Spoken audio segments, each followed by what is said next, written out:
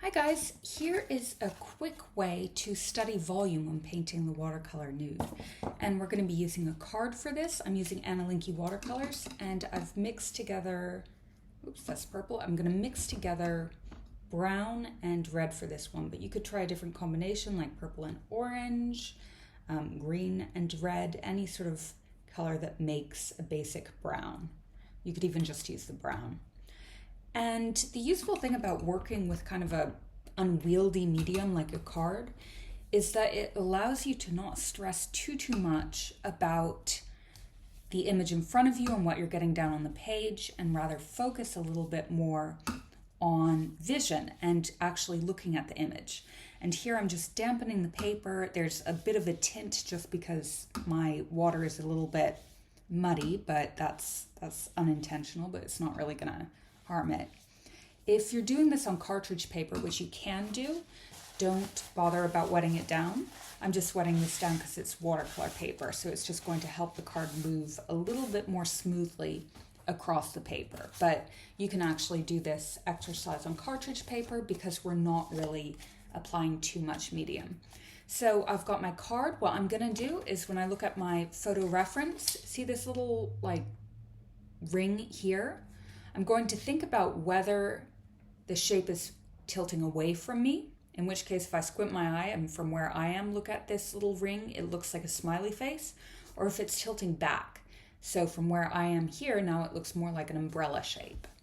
So let's get started, and you can use any reference for this. Don't worry too much about proportion or anything like that, because the focus here is just on volume. It's not on perfection. It's just starting to see how shapes work.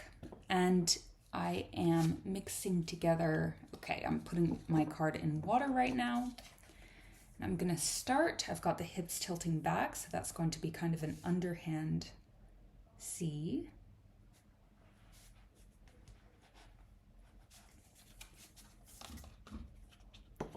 And then the rib cage is kind of going over, so got my first marks there. Add a little bit more brown to this because it's a bit too red, but again, it doesn't really matter all that much. Okay, and now I'm going to come in with one of the legs.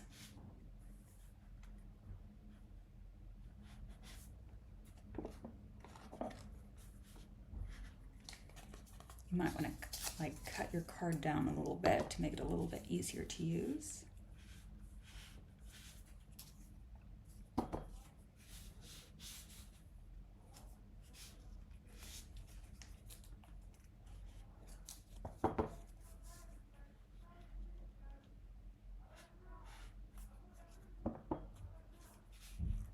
Then I've got a leg kind of tilting over and back. Just gonna make the side a little bit more apparent. Then I'm gonna get the arm coming over like this.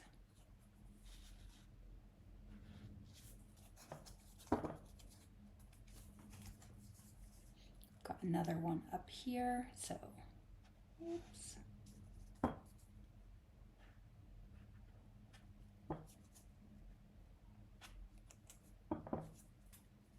And the face is always hard with this because, you know, it is very unwieldy. So don't try and get too much detail in, just a few things.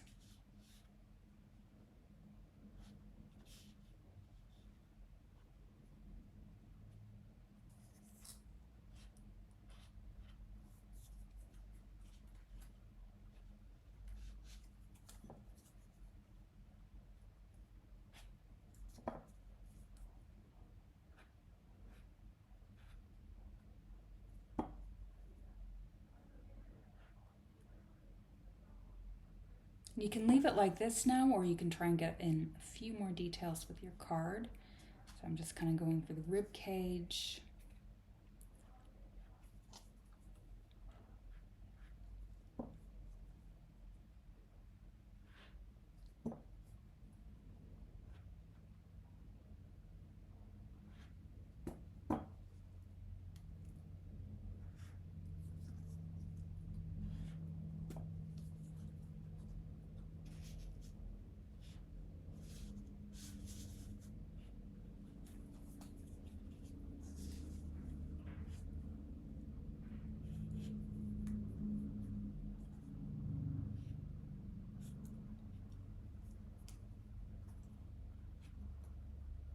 that.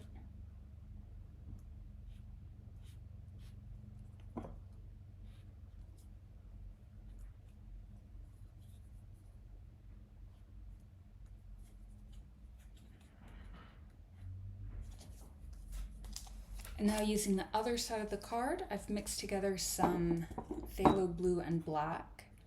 I'm just going to use this to trim any sides that are a bit out of place.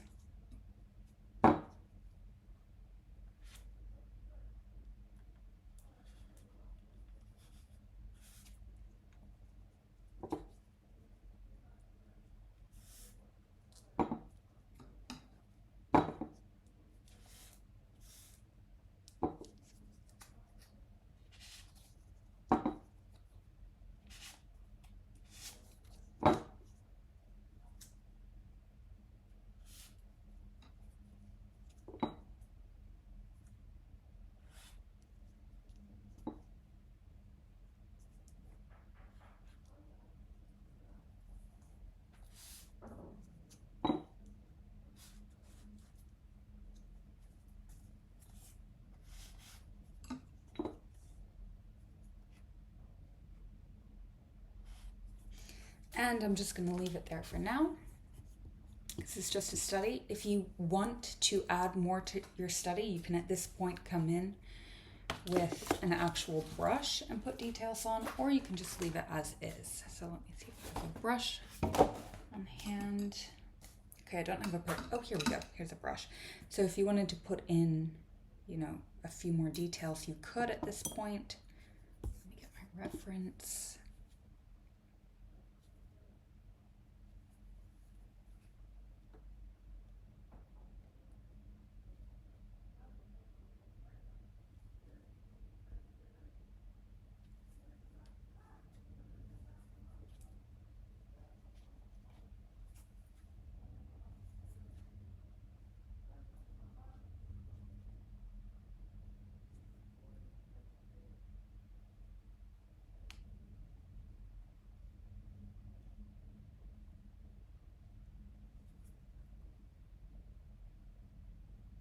Hair can also be useful if you need to sort of trim any areas down.